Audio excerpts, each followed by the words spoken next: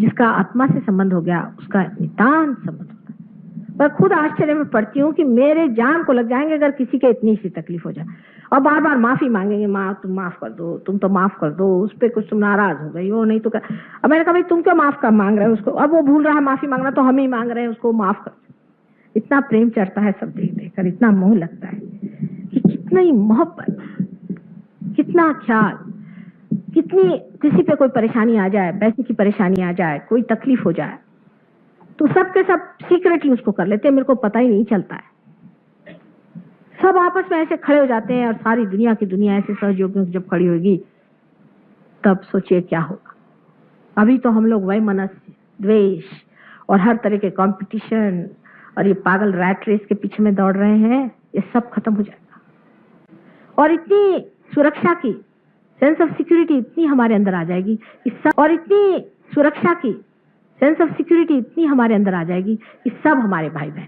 पर जो लोग सामूहिक नहीं होते वो निकलते जाते हैं सहयोग से।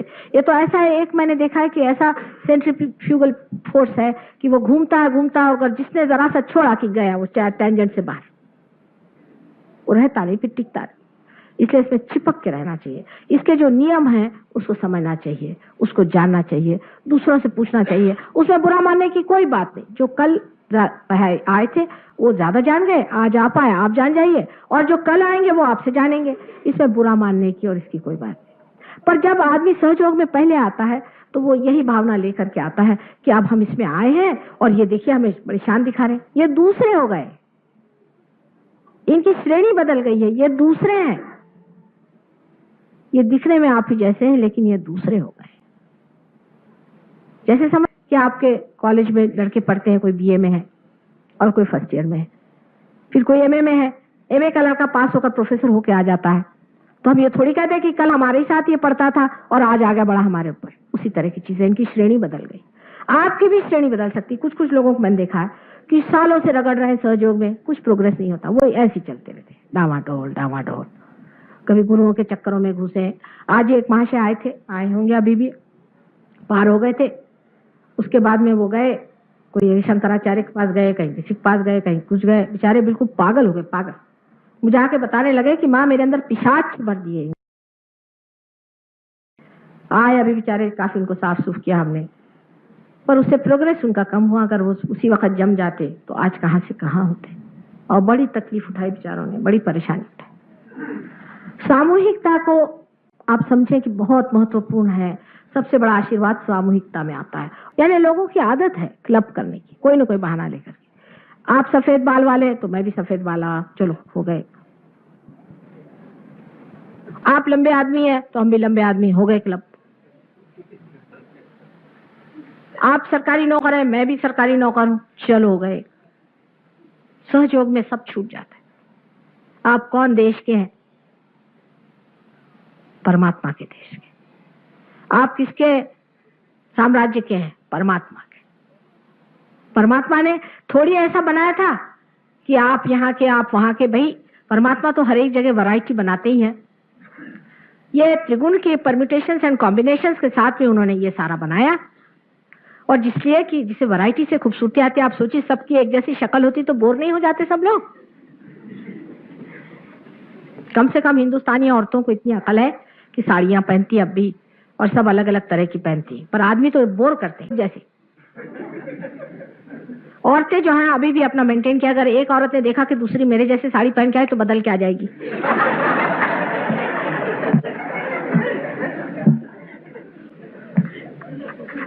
हाँ, वो साड़ी वाले भी इतने होशियार होते हैं बेचारे, वो जानते हैं, उनको आदत पड़ी रहती है। 50 साड़ियां दिखाएंगे, वो थकते नहीं बेचारे। मैं कहती हूँ कौन जीव है ये भी पता नहीं। और कभी उनको पता होगा कि ये साड़ी मेरे पड़ोस के ना उसके रिश्तेदार के उसके पास है तो लेंगी नहीं। ये वैरायटी का सेंस जो है, इससे खूबसूरती सौंदर्य का लक्षण है। इसलिए परमात्मा ने बनाया, उसने सारी सृष्टि सुंदर से बनाई। कहीं पहाड़ बनाए, कहीं पे नदियां बनाई, कहीं कुछ बनाया, इसलिए कि आप लोग उसमें मस्त रहे, मजे में रहे। लेकिन आपने तो इसको ये बना लिया देश, और उसको वो देश बना लिया, उसने वो देश बना लिया, और लड़ रहे हैं आपस में। अजीब हालत है।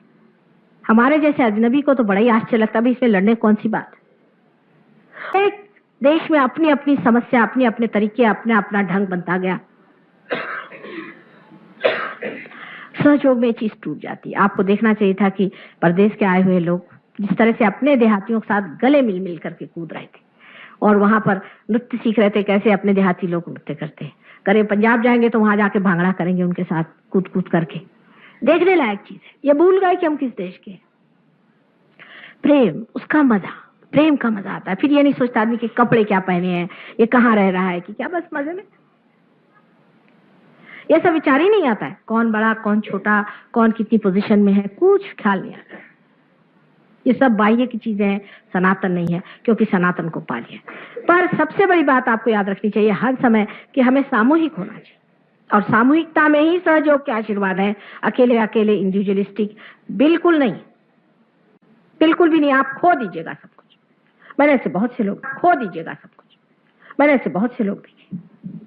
लोग ज्यादातर जो बीमारी ठीक करने आते हैं वो ज्यादातर इसी तरह से होते हैं। आए, बीमारी ठीक हो गई, उसके बाद बैठ गए। एक साहब आए थे हमारे पास, बहुत चिल्ला चिल्ला के, माँ मेरा ये जल रहा है, मुझे बचाओ बचाओ बचाओ। मैंने कहा बैठे रहो अभी थोड़ी देर। उसके बाद जब पहुंची तो भाई 5 मिनट में ठीक भी होगा। उसके बाद एक दिन बाजार में मुझे मिले तो मेरा फोटो वोटो रखा हुआ है अपने मोटर में। कल मैंने घर में भी फोटो रखा है, मेरे दिल में भी फोटो है। मैंने कहा बेटे क्या बात है, वाइब्रेशन तो है नहीं? कल हाँ नहीं, और अब एक कोई नई बीमारी हो रही। मैंने कहा सब फोटो बेकार गए ना तुम्हारे लिए, तुम सहयोग करने के लिए केंद्र पे आओ। आप सोचिए दिल्ली शहर में हमारे पास कोई केंद्र नहीं, हर तरह के चोरों के पास यहाँ इतने बड़े बड़े आश्रम बन गए। हमारे पास अभी कोई जगह नहीं, किसी के घर में ही हम कर रहे हैं। कोई बात नहीं, हमारे पास जो धन है वो सबसे बड़ी खेल खड़े हो और बड़े एयर कंडीशन आश्रम हो, वो तो कभी होंगे नहीं हमारे।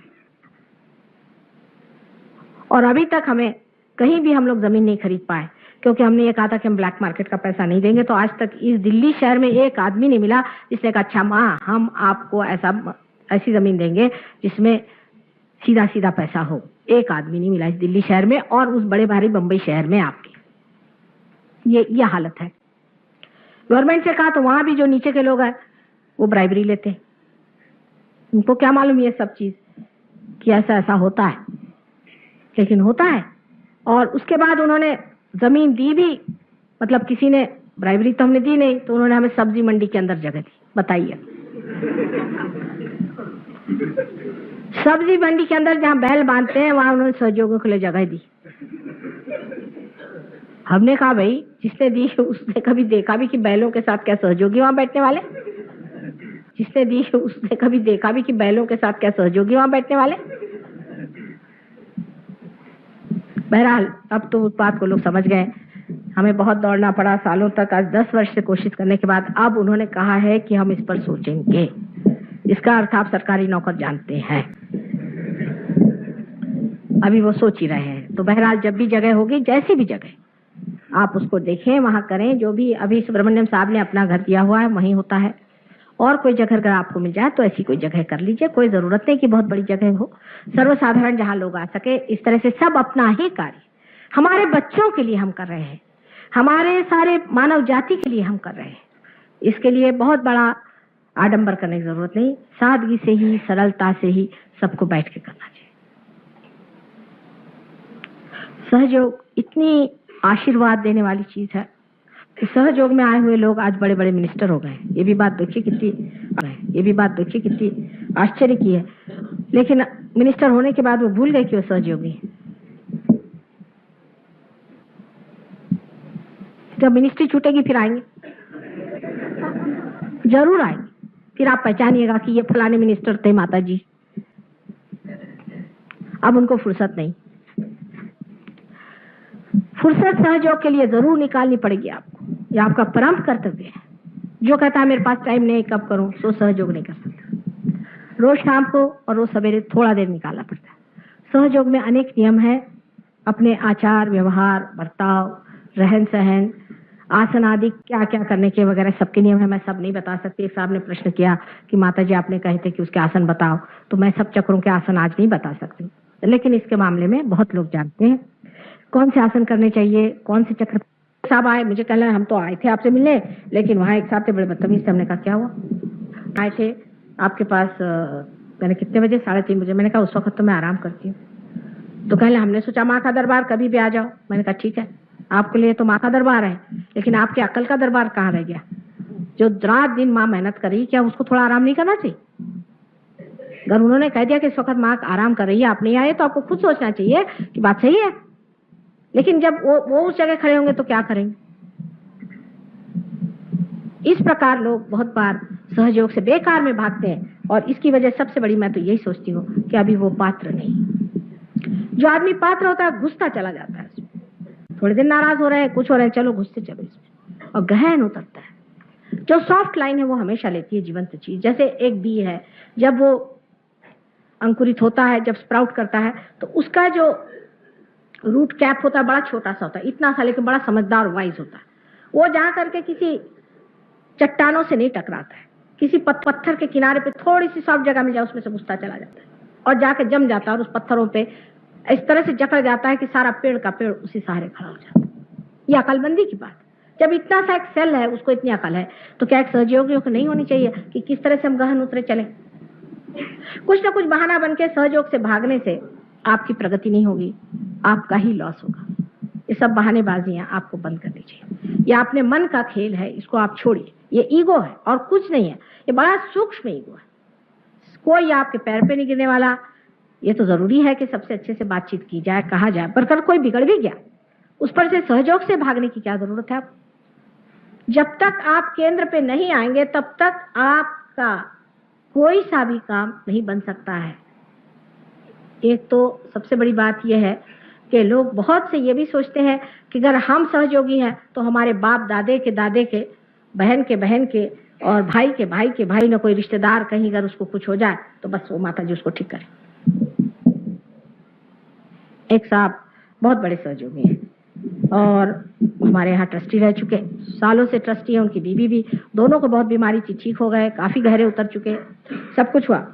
उनके लड़का ऊपर से गिर के मर गया। नॉर्मली सहयोग के लोग एक्सीडेंट से मरते नहीं, कभी अभी तक तो हमने सुना नहीं किसी को मरती। और वो इस तरह से मर गया, जवान लड़का था, लेकिन उन्होंने ये कहा कि ठीक है, ये तो कुछ ना कुछ होना था और हो गया, लेकिन एक्सीडेंट से तो माँ ने मुझे बहुत बार बचाया है। मैंने इतने बार अपने लड़के से कहा कि माँ के पास चलो, आया नहीं, तो मैं क्या उसकी जिम्मेदारी ले सकता हूँ?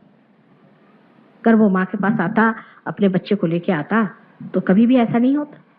उन्होंने यही मुझसे बात कही, और इतने उस बच्चे को प्यार करते थे, सब कुछ, लेकिन उन्होंने कहा कि जब बाप ही नहीं आ रहा था तो लड़का क्या आएगा? आपके जितने रिश्तेदार हैं उनका ठेका हमने नहीं लिया हुआ, ना आप लीजिए। आप उनसे कहिए कि सहयोग में आप उतरे, सहयोग को आप पाएं, और इसकी रिश्तेदारी आप अगर उठा ले तो सारी दुनिया ही आपके रिश्तेदार है। पर यह सोचना कि मेरी बहन बीमार रहती है और मेरे फलाने बीमार रहते हैं, और इस तरह से जो लोग करते हैं, उससे कोई लाभ नहीं। पहले आपको पार हो जाना चाहिए, पार होने के बाद आपका अधिकार बनता है। उस अधिकार के स्वरूप आप चाहे जो भी मांगे, आपका पूरा अधिकार है, सर आंखों पर है। आप अगर समझ लीजिए आप इंग्लैंड जाएं और इंग्लैंड से जाकर आप कहें कि हमें चीज चाहिए, अरे रहने दीजिए, उस लंदन में आपको लोग पैर नहीं ठहरने देंगे जब तक आपके पास सत्ता न हुआ जाने की। जब आपके पास सत्ता नहीं है तब आप सहयोग से कोई भी आशीर्वाद मांगना गलत है। जैसे एक साहब थे, बहुत बीमार थे, इन लोगों ने टेलीफोन किया, ट्रंक कॉल किया, माँ उनको ठीक करो, पार नहीं थे, कुछ नहीं। तो मैंने कहा अच्छा हम कोशिश करते हैं, उनके साहबजादे पार थे, कोशिश करी। उन्होंने कहा कि देखो इसको छोड़ दो। अहंकार इतना था कि वो ठीक ही नहीं हुआ। तब वो थोड़ी ना हम रोकने वाले, सिर्फ ये है कि सहयोग से मनुष्य शांति को प्राप्त करता है मरने से पहले, और जो चीज बहुत आकस्मिक हो जाती है उससे बच जाता है। इसीलिए मैंने कहा कि एक्सीडेंट से नहीं मरता है, सडनली कोई चीज होकर नहीं मरता है, वास्तविक जब मरना है तब मरता है। तो उनको जब मरना था वो मर ही गए बेचारे, वो पार भी नहीं हुए थे, और बड़ी मुश्किल से उनको किसी तरह से ठीक किया था, वो मर गए। तो उनके सब रिश्तेदार कहने लगे कि माता जी इनको बचाया नहीं। मैंने कहा उनसे एक सवाल पूछो कि आपने माता जी के लिए क्या किया? पहला सवाल। लोग ऐसा हक सहयोग पे लगाने लगते हैं क्योंकि ये सहज है। वो सोचते हैं कि माँ ने हमारे लिए क्या किया। अभी आपने क्या किया माँ के लिए? आपने अपने लिए क्या किया? पहले तो सवाल ये पूछना चाहिए कि हमने अपना ही क्या भला किया हुआ है, सहयोग में हमने ही क्या पाया हुआ है? क्या हमने अपने वाइब्रेशंस ठीक रखे हैं, या क्या हमने एक आदमी को भी पार कराया? महाराष्ट्र में आप आश्चर्य होंगे कि इतने लोग पार होते हैं, हजारों की तादाद में। महाराष्ट्र की महत्ता मैं इसलिए नहीं कहना चाहता, महाराष्ट्र की महत्ता मैं इसलिए नहीं कहना चाहती हूँ कि आप जाके खुद ही देखिए, मैं तो खुद आश्चर्य में हूँ कि इतने हजारों लोग कैसे पार हो जाए, और फिर जमते भी बहुत है, ये भी बात उन लोगों में। और इस तरह की बात वहां नहीं होती है। अब वहां ये नियम बनाया था पहले हमने कि जब किसी ने कर 11 आदमी को पार किया वही मेरे पैर छू सकता है। वहां पैर छूने की लोगों को बीमारी, अगर किसी से कहो कि पैर नहीं छूना तो बस उनके लिए फिर आफत हो जाती। 6,000 भी आदमी होंगे तो भी चाहेंगे कि माँ के पैर छू। यहाँ किसी कहो कि पैर छुए तो वो बिगड़ जाए, क्यों पैर छुए साबिन किया। लेकिन उनको मैंने अगर कहा कि आपको पैर छूना है तो आपसे कम से कम 11 आदमी होने चाहिए, वही लोग छू सकते हैं जिन्होंने 11 आदमी पार किए। तो कुछ लोग खड़े हो गए, पहले माँ हमने तो 11 नहीं 10 ही किए हैं, छू ले पैर। देखिए भोलापन। अब उन्होंने कहा कि भाई अब 21 बनाओ, कम से कम 21 पार किए तो माँ के पैर छू सकते, नहीं तो अधिकार नहीं जमता। और ये काम बन गया। 21 इतने निकल आए कि मुझे कहना पड़ा भैया आप जाने दो, अब नंबर बढ़ाओ। और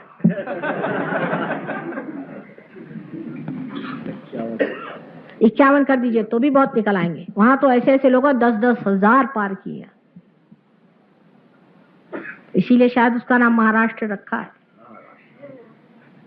10-10 हजार लोग पार करने वाले वहां लोग हैं, और यहाँ खुद ही नहीं जमते हैं, दूसरों को क्या करेंगे।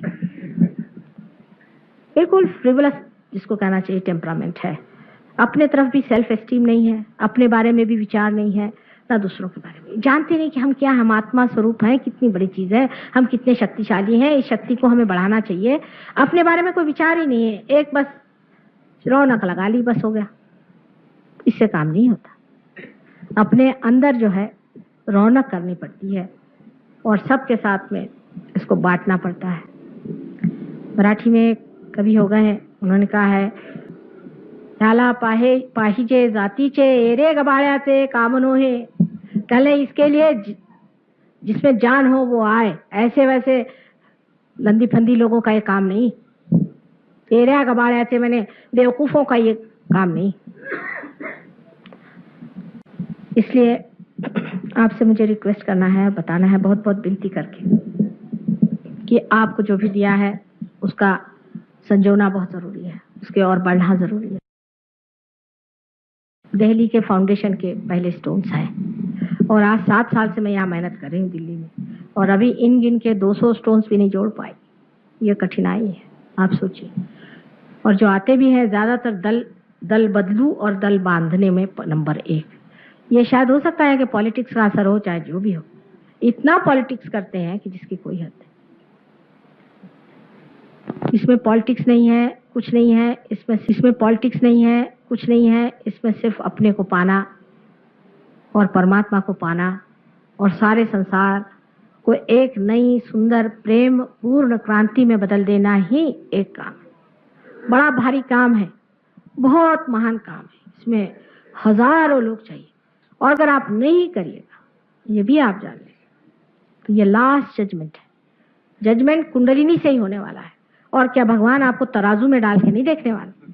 कुंडलिनी को जागरूक करके ही आपका जजमेंट हो रहा है। वो लास्ट जजमेंट जो बताया गया वो शुरू हो गया, और जो इसमें से रुक जाएंगे उसके लिए कल के अवतरण में आप जानिएगा कि सिर्फ काट छाट होगी। कोई आपको लेक्चर नहीं देगा, कोई बात नहीं करेगा, बस एक टुकड़ा इधर या एक टुकड़ा उधर, ये आप समझ लीजिए।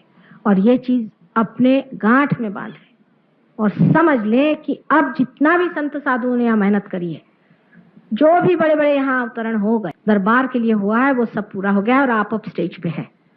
आप स्टेज पे रहना चाहें तो स्टेज पे रहें या नीचे उतर जाएं, या आपकी जिम्मेदारी है कि आप ही न रहें लेकिन सबको ऊपर खींचें।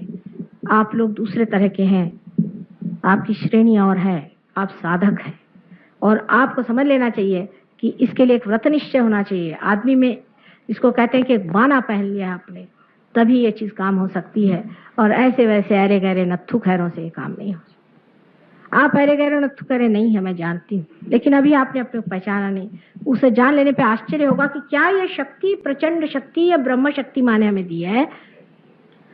और जैसे ही शक्ति बहने लग जाती है, आदमी सोचता है कि मैं भी इस काबिल हो जाऊं। जब इस प्याले से ये चीज छलक रही है तो ये प्याला भी इस योग्य हो जाए कि इस महफिल में आ सके। इस तरह से आदमी अपने आप ही अपना व्यवहार, अपना तरीका सब कुछ बदलते जाता है और सब बदलते जाता है। और सबसे बड़ी बात तो यह है कि बड़े बड़े जीव संसार में जन्म लेना चाहते हैं। अगर आपका दिल्ली में वातावरण ठीक नहीं हुआ तो यहाँ सिर्फ राक्षस जन्म लेंगे, या तो बहुत ही पहुंचे हुए लोग जन्म ले जो डंडे लेकर आपको मारेंगे, और या तो राक्षस पैदा होंगे और राक्षसों की ये नगरी हो जाएगी। इसलिए मुझे बड़ा डर लगता है, कभी कभी सोचती हूँ कि इनकी समझ में अभी आ नहीं रही बात। आप लोगों में बड़ी जिम्मेदारी है, क्योंकि दिल्ली जो है वो दहलीज है इस देश की, और इस दहलीज को लांग कर अगर राक्षस आ जाए तो आप लोग कहीं के नहीं रहेंगे। आपको दहलीज पर उसी तरह से पहरा देना चाहिए जैसा कि बड़े बड़े देवदूत और बड़े बड़े चिरंजीव खड़े हुए आपके जीवन को संभाल रहे हैं। अपनी आप रक्षा करें और औरों की भी रक्षा करें, अपना कल्याण करें, औरों का भी कल्याण करें, और सारे संसार को मंगलमय बनाएं। उसके बाद आऊंगी, उसके बाद भी मेरा प्रोग्राम दिल्ली में रहेगा 3-4 दिन। आप लोग सब वहां आइए, जहां भी प्रोग्राम होता है, जहां जहां सहयोगी आते हैं वहां कार्य ज्यादा होता है। सब लोग वहां आइए। ये लोग तो आपकी भाषा भी नहीं समझते हैं, और जहां जहां मैं गई गांव में वगैरह वहां तो हिंदी या मराठी भाषा बोलती रही, लेकिन ये लोग सब लोग वहां आते रहे। और हर तरह की आफत आप जानते हैं कि इन लोगों को तो गांव में रहने की बिल्कुल आदत नहीं है, वहां पे रह करके समझते हैं कि हमारे रहने से माँ के लिए बड़ा आसान हो जाता है, क्योंकि आप ही चैनल्स हैं, आपके चैनल्स मैं इस्तेमाल करती हूँ। अगर समझ लीजिए इतनी बड़ी ये जो आपकी पावर हाउस है, इसमें अगर चैनल्स नहीं हुए तो बिजली कैसे प्रभावित? वो चैनल साफ है। इसलिए आपको चाहिए कि जहां भी मैं करूं, जब तक मैं हूं, इसको निश्चय से धर्म समझ के आप वहां आए, और इस कार्य को आप अपने लिए भी अपनाइए और दूसरों के लिए भी अपनाइए। धन्यवाद। आशा है मैंने आपके अधिकतर प्रश्नों का जवाब दे दिया होगा, और अगर नहीं दिया हो तो आप जरूर सेंटर पे सब चीजों का जवाब पा लेंगे, क्योंकि मैं सब बात, अगर नहीं दिया हो तो आप जरूर सेंटर पे सब चीजों का जवाब पा लेंगे, क्योंकि मैं सब बात आज नहीं कह पाऊंगी। आप समझ रहे हैं, समय की कमी।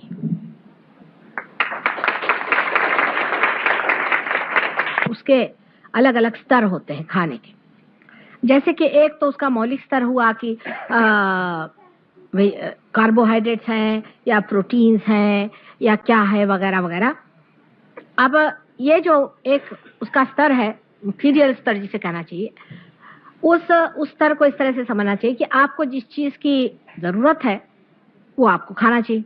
जैसे कि जिस आदमी में ज्यादा कफ है उसको ठंडी चीजें या ऐसी चीजें कि जिससे आप जानते हैं उसमें क्या क्या अवॉइड करना चाहिए, क्योंकि सहयोग में आयुर्वेद के दृष्टि से जो लेफ्ट साइड कफ की मानी जाती है, उसी तरह से वो हमारा लेफ्ट माने महाकाली की शक्ति है। महाकाली की शक्ति डिस्टर्ब हो जाती है कफ से। इसलिए जिसको कफ हो रहा है उसको एक स्तर पे ये समझ लेना चाहिए कि जिससे कफ बढ़ेगा वो काम नहीं करना चाहिए। संतुलन सहयोग का नियम है, संतुलन रखना है। अब जिस आदमी में समझ लीजिए कि बड़ा कॉन्स्टिपेटेड रहता है, उसको रफेज बहुत लेना चाहिए, आप जानते हैं। पर कोई लोग, विशेषकर जो पैरासिम्पैथेटिक नर्वस सिस्टम का ये काम है, बहुत से लोगों को डायरिया की शिकायत हो जा सकती है। उस वक्त उनको घबराना नहीं चाहिए कि हमें डायरिया हो गया, क्योंकि और उस वक्त हम लोगों को ये सोचना चाहिए कि जिसको जरूरत है उसको ज्यादा सब्जी खानी चाहिए, और जिसको जरूरत है वो ज्यादा प्रोटीन खाए। ये तो अपनी अपनी सूझबूझ और समझ से होना चाहिए। लेकिन कोई कहे कि सात्विक अन्न कोई होता है, उस मामले में मुझे कहना कि उसमें बड़ी गलतफहमी हमको, ये दूसरे स्तर की बात है कि हम लोग सोचते हैं कि अगर हम सब्जी और ये खाएं तो बड़े सात्विक हो जाएंगे, और अगर थोड़ा सा हमने गोश्त छू लिया तो हम असात्विक होंगे। ये बड़ी गलतफहमी है हम लोगों के अंदर। आप जानते हैं कि नानक साहब थे, शिरडी साईनाथ थे, ये सब गोश्त खाते थे, रामचंद्र जी भी गोश्त खाते थे। तो इस तरह की आइडिया कर लेना कि इसे गोश्त कोई खा ले तो वो बिल्कुल अधर्मी हो गया, और आप अगर घास खाएं तो आप बड़े धार्मिक हो गए, ये गलत बात है। लेकिन इसका ये भी मतलब नहीं है कि आप गोश्त खाइए ही। अगर आप वेजिटेरियन है तो आप वेजिटेरियन रहिए, नॉन वेजिटेरियन रहिए। सिर्फ देखना चाहिए जरूरत किस चीज के। समझ लीजिए किसी आदमी में बहुत डायरिया होता है तो उसके लिए प्रोटीन फूड उसको मदद करेगा हमेशा, इसलिए अगर वो प्रोटीन फूड खाए तो कोई हर्ज नहीं। लेकिन हर समय खाने पीने के बारे में सोचने से ही गड़बड़ हो जाती है। आप अगर मुझे पूछे कि मैंने दिन में क्या खाया तो मुझे नहीं पता, या शाम को क्या खाया मुझे पता है। लेकिन इसमें सबसे जो बड़ी बात देखने की होती है ये कि खाने के वाइब्रेशंस कैसे हैं। ये नहीं कि उसकी क्वालिटी क्या है, वाइब्रेशंस कैसे। वाइब्रेशन से आप फौरन जान जाइएगा ये खाना नहीं खाना चाहिए। उदाहरण के लिए बताएं, एक साहब के हम खाना खाने गए और उनका बड़े आलीशान मकान, बड़े बढ़िया तरीके से बातचीत करी, उनकी बीवी, 3 उनकी लड़कियां। घर में गए तो उसमें तबीयत खराब, मैंने अपने पति से कहा भैया मुझे तो उल्टियां हो रही, अब चलो यहाँ से। कभी तुम्हारा समझ नहीं आता कि गंदी जगह में भी तुमको उल्टियां नहीं होती और इस जगह में तुमको उल्टियां हो रही। मैंने कहा आप चल दीजिए, आप मैं रह नहीं सकती। बस वो माने नहीं, जा करके मैंने उल्टियां शुरू कर दी। पहले भाई चलो घर, अब इनका तो समझ में नहीं आता, उल्टियां खो रहे। घर गए तो उन्होंने पूछा क्या बात थी। मैंने कहा उस घर में कोई बहुत रोया हुआ है, बड़ा दुख है उस घर में। कहले कहाँ का दुख, इतना सुंदर घर तुम्हें कहाँ से क्या हुआ। मैंने कहा बिल्कुल सही बात है, वो बड़ा दुखी जी है घर, उस घर में बड़ा दुख फैला हुआ है। उसके बाद 8 दिन बाद हमारी लड़की के स्कूल की एक लड़की हमसे मिलने आई, बड़ी बेचारी गरीब सी, उसके कपड़े फटे हुए। मैंने कहा इतने अच्छे स्कूल में ऐसी लड़की कैसे ऐसी रह रही। कहले नहीं मेरी माँ यहाँ टीचर है इसलिए हमें फ्री एजुकेशन मिल रहा है, ऐसे तो हम बहुत गरीब हैं। उसका नाम जो मैंने सुना तो उसका सरनेम और इस आदमी का सरनेम एक था। मैंने कहा तुम उसको जानते हो। कहले हाँ वो तो मेरे पिता। तुम्हारे पिता और क्या। कहले मेरे ग्रैंडफादर का तो घर, ये बैरिस्टर होने विलायत गए, मेरे नाना से सारा पैसा लिया, सब कुछ लिया और वहां से आए और सब हथियार लिया, मेरे नाना मर गए और इन्होंने हमको सबको घर से निकाल के इस औरत से शादी कर दी। और कहने मेरी माँ रोती ही रही, महीनों रोती रही, इसने सुना नहीं। वो अगर वेजिटेरियन खाना भी होता तो भी बेकार। तो उसके वाइब्रेशन देखे जाते, कौन आदमी किस तरह से खाना देता है वो देखना पड़ता है। और अगर गलत खाना आपके पेट में चला जाए तो फौरन आपको उल्टी हो जाएगी सहयोग के बाद में, या डायरिया हो जाएगा। अभी एक रिश्तेदारी में ही किसी की शादी तय हुई है, सहयोगी मतलब रिश्तेदार मेरे तो सहयोगी है ना, तो वो गए किसी, उन्होंने कहा चलिए हमारे रिश्तेदारों से मिलने के लिए। तो दामादों को ले गए। वो दामाद मेरे साथ बेचारे सफर में निकले, सारा रास्ता उनकी हालत खराब, उल्टियां और डायरिया और उल्टियां और डायरिया। फिर मैंने कहा सारे रिश्तेदारों को चूते मारो, ये मोहम्मद साहब ने बताया, तब उनका ठहरा। वाइब्रेशंस कैसे देखना पड़ता है, कौन कैसे मन से आपको खाना देता है। इसमें इतनी बारीक चीज है कि खाने पे ज्यादा सोचने की जरूरत नहीं। अगर वाइब्रेशन ठीक नहीं हो आप खाइए नहीं, पहले उसके वाइब्रेशन देख लेने चाहिए, बाद में आप खुद ही समझ जाएगा कि इसके वाइब्रेशन ठीक नहीं है, ये खाना खाने का। किसी तरह से बात टाल दीजिए। जैसे आप किसी भी मंदिर का प्रसाद कभी मत खाइएगा, कभी भी नहीं, कोई भी मंदिर का, क्योंकि वो पैसे बनाने का एक धंधा है। आपने खाया और आपका पेट नहीं खराब हुआ, सहयोगियों का तो जो कहिए। इसका मतलब नहीं कि उसमें जो डेटी है वो खराब है, पर उसमें जो बैठे हुए महाराज उस पर कमर्शलाइज कर रहे हैं। जहां भी कमर्शलाइज जरा सा भी हुआ वहां से आत्म तत्व खत्म हो जाता है। किसी भी चीज का कमर्शलाइज हो गया उसमें आप बिल्कुल वहां परमात्मा नहीं रह सकते। जो सत्य है वो सत्य है, वो सत्य ही रहेगा। वो मेरे कहने से या मुझे कोई आपसे इलेक्शन नहीं जीतने का, बदल लेने वाला। अब जैसे एक मंदिर में हम गए थे, वहां के लोग नाराज हो गए क्योंकि मैंने कहा कि भगवान के नाम पर आप उपवास नहीं कर सकते। क्योंकि ये तो अच्छा है, पुजारी बाबा ने कहा कि भाई तू उपवास करना सोमवार को, लेकिन भगवान को लड्डू चढ़ाना तू। वो भगवान कौन है आपको मालूम? भगवान के नाम पर आप उपवास नहीं कर सकते। आप अपने लिए करिए, वो दूसरी बात है, लंघन का। भगवान के नाम पर आप कुछ नहीं कर सकते सिवाय एक चीज के, कुंडलिनी का जागरण। सोशल वर्क कर रहे हैं, कोई मरीजों को संभाल रहे भगवान के नाम पे। अरे कोई भगवान को यही धंधा बचा है? भगवान के नाम पर सिर्फ कुंडलिनी का जागरण होता है और एज अ बाय प्रोडक्ट लोगों की भलाई हो जाती है, वो दूसरी बात है। पर असल में होता है काम सिर्फ कुंडलिनी जागरण का, जो जीवंत कार्य। अगर परमात्मा जीवंत है तो जीवंत ही कार्य करते। वो थोड़ी ना कि हॉस्पिटल के खटिया बना रहे हैं, वहां मरीजों को लाकर लिटा रहे हैं भगवान के नाम पर, और भगवान के नाम पर पैसा इकट्ठा कर रहे हैं, भगवान के नाम पर ये कर रहे हैं। उनका तकिया कलाम हो जाता भगवान के नाम पर। इसलिए खाना भी जो खाइए वो ऐसा खाएं कि जिधर ज्यादा चित्त न जाए। ज्यादा खाने पर हम लोग बहुत विचार करते हैं, तो हिंदुस्तानियों की खास चीज है। किसी से बात करने मेरा तो जी उब जाता है।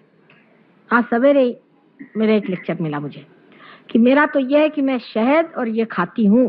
भाई खाते हो तो कौन आपने बड़ा भारी कमाल कर दिया। मैं तो छाली खाई नहीं सकती। घर जरा से मैंने मलाई देख ली दूध में तो हो गया मेरे उल्टी हो गई। तो होंगे आप कौन, आप अफलातून। वो तो लोग अपने खाने का वर्णन ऐसा बताते हैं कि जैसे इसी से उनके चार तरफ में आप प्रकाश उसी वजह से फैल रहा है। अरे आप कुछ खाते हो, खाए क्या, उससे मतलब होता है। और जोर जोर से आपस में पूछे भाई क्या खाया आज, सिवाय खाने पीने के और हम कुछ बात नहीं। जैसे यूपी के आदमी होंगे तो उनको जो खाना पसंद होगा वही उनको चाहिए, जो उनके माँ ने बचपन में खिलाया वही जिंदगी भर चाहिए, वो कोई और चीज पसंद नहीं करेंगे। अगर पंजाबी होंगे तो उनको पंजाबी ही खाना चाहिए, उनके ख्याल से पंजाबी हो जैसा कोई खाना ही नहीं बनाता। मद्रासी होंगे तो पंजाबी क्या खाना बनाते हैं, हम ही खाना बनाते। और उस पर इतना झगड़ा करते हैं हम लोग। एक बार आपको मालूम होगा बंगाल में अकाल पड़ गया था मछलियों का। बंगाली जो है कहते हैं लोग भूखे हैं। कौन कहेगा भूखे हैं? ये सिवाय रोहू मछली के और कोई मछली नहीं खाते, जबकि रोहू उनके यहाँ होती नहीं, सब बाहर से जाती। और जब मछली नहीं मिली तो बेचारे बंबई वालों ने उनके लिए भर करके एक पूरा शिप भेजा, पॉम्फलेट्स वगैरह, तो उन्होंने सब सड़ गया। बंगालियों ने कहा ये हम नहीं खा सकते, पॉम्फलेट नहीं, हम नहीं खा सकते ये गंदी मछली, हम तो वही खाएंगे रोहू, चाहे सड़ा के खा ले। हमारे देश में बीमारी है सबको इतनी, हमेशा सुबह शाम तक मैंने उसके यहाँ ये खाया, उसने वो खिलाया, रात दिन चलते रहता। और किसी देश में इतना नहीं। मेरी बीबी ये अच्छा बनाती है, हर समय खाने पीने की बात। हम लोग की जीभ बढ़ गई, आंख नहीं बढ़ी। जीभ ही है हम लोग, और कुछ नहीं रह गए। तो बोलते ज्यादा है और एक खाते ज्यादा है। इतना हम लोग को खाने की बीमारी, खाएंगे कुछ नहीं, ये अच्छा नहीं बना, इसमें प्याज ज्यादा पड़ गया, उसमें उन्हें बीबी बेचारी परेशान। लेकिन आप जापानी लोगों को देखिए, उनकी आंख इतनी तेज है। अब जैसे आते साथ कहेंगे साहब ये क्या गुलाबी रंग लगा रखा है, इसमें सफेद नहीं, इसके साथ दूसरा रंग होना चाहिए। इतना सेंस उनको कलर का होता है, इतना सेंस होता है, इमीडिएटली कह देंगे कि इसके एस्थेटिक्स ठीक नहीं, मतलब उसके पूरे वाइब्रेशंस पकड़ लेंगे। संगीत का लोगों को इतना ज्ञान होता है, जरा सा स्वर इधर से उधर हो जाता है। हम लोग के तो कान भी नहीं है, सारे तरह के बेसुरे गाने हम लोग सुनते रहते सुबह शाम तक, पर नहीं समझ में आता कि ये बेसुरी चीज है। लेकिन खाने के मामले में जरा सा प्याज लाल ज्यादा हो गया कि कच्चा ज्यादा हो गया, उसको पकड़ के बैठ जाएंगे बड़े बड़े लोग। आपको आश्चर्य होगा, मैंने प्राइम मिनिस्टरों को ऐसी बातें करती हूँ। वो कहते हैं साहब मुझे तो फलाने चीज की एक जलेबी पसंद है। बताइए, इसे सभी लोग इस देश में करते रहे, फिर उनको पसंद है तो लिए चले जा रहे हैं लोग, हो गया। ये शोभा नहीं देता। हर एक तरह के आदमी में यहाँ बीमारी है। ये तो अपने देश की मैं कहती हूँ कि खास चीज है। हिंदुस्तानियों को जानना है तो उनसे खाने की बातचीत करिए, फिर वो बताएंगे कि वो क्या खाते हैं क्या नहीं खाते। अरे भाई वो तो जाहिर ही है कि आप क्या खाते हैं और क्या नहीं खाते, इसमें बताने की कौन सी जरूरत है। सबका अल्कोहल छूट गया उनका, उन सब वेस्टर्नर्स का अल्कोहल तो क्या, ड्रग्स छूट गया, सिगरेट छूट गया। मैंने उनसे कहा तुम लोग क्या आंख इधर उधर बहुत जाती, जमीन को देख के चलते हैं। इनमें हमें यही अंतर है, ये पाप जमते हैं, अपनी इज्जत बहुत करते हैं। ऐसे जमे हुए हैं कि एक एक आदमी जो लाखों हिंदुस्तानियों के बराबर हो जाएगा कभी। मेहनत करते हैं, अपने जैसे नहीं। और हम लोग पाते तो खट से हैं, यहाँ पे अभी सबके सब पार हो जाएंगे मुझे मालूम, लेकिन गए बेकार। ये बात सच्ची इन लोग की सीखने लायक। और इतना ओबीडियंस है इन लोग में, इतना ओबीडियंस है कि मैं खुद हैरान हो जाती हूँ। बस बात तुमने कह दिया हो गया, फिर आगे क्या बात ही नहीं, आगे बात करने की क्या बात। अगर इनसे किसी ने पूछा कि भाई तुम इतना माँ को क्यों मानते, कल हमको किसी ने दिया ही नहीं, ये तो परम जिसने दे दिया, उससे आगे और किससे बात करने की। और कह दिया ये आप बैठ जाओ, तो बेचारे कभी जमीन पे बैठते नहीं, देखो घंटों बैठे हो। किसी अंग्रेज को बिठा दो तुम ना, तुम्हें मार के भागे। लेकिन इनकी सादगी देखो किस तरह से इन्होंने माना, क्योंकि परम का महात्म्य इनको बहुत है। इन्होंने मुश्किल से पाया, एक एक आदमी पे कभी कभी महीना भर मेहनत करनी पड़ती, तब कहीं कुंडली जागृत होती। हाँ बेटा, बेटा हाँ क्या कह रहे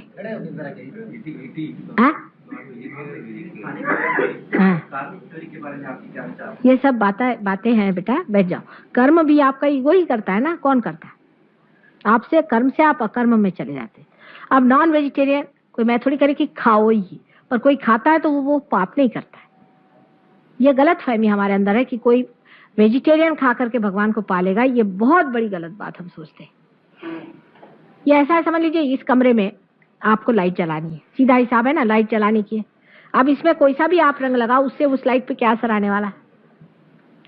अब लोगों का यह कहना है कि आप वेजिटेरियन खाना खाते हैं, उससे आप बड़े सात्विक हो जाते हैं। मैंने तो आज तक ऐसा नहीं देखा। आप मारवाड़ी लोगों को देखिए, ये तो लहसुन भी नहीं खाते, प्याज भी नहीं खाते। किसी मारवाड़ी को डराना तो एक लहसुन दिखा दीजिए,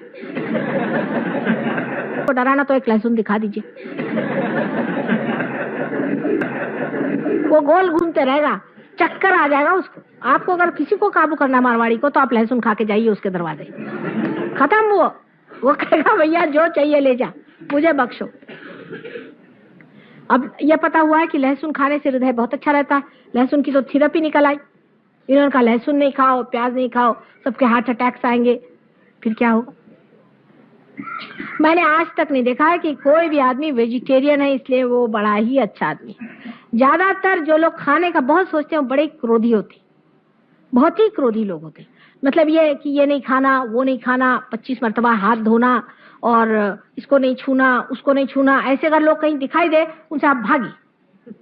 उनमें प्रेम नहीं होता। सबसे बड़ी चीज है प्रेम, प्यार की बात है। और कर्म जो है कि हम थोड़ी किसी को मारने जाते हैं, हम किसी को ना मारते हैं ना कोई मरता है। कृष्ण ने खुद ही कहा जो मरा हुआ है उसको क्या मारने का, और मरता ही नहीं कोई। कोई मर जाए तो बहुत ही, इसको क्या मारने का, और मरता ही नहीं कोई। कोई मर जाए तो बहुत ही अच्छी बात है, कोई मरता है? कोई भी नहीं मरता। लेकिन अब तुम सोचो कि मुर्गियां और खटमल और क्या क्या तुम लोग बचा के रखोगे, तो क्या मैं उनको रियलाइजेशन दूंगी कि तुमको? अब जो लोग बेचारे ये शुरू से खाते आए हैं, उनको वेजिटेरियन खाना देने से उनकी कुंडलिनी रहती नहीं, कमजोर हो जाते, बहुत कमजोर हो जाते हैं। ये तो सब गुरुओं ने यहाँ बना रखा है।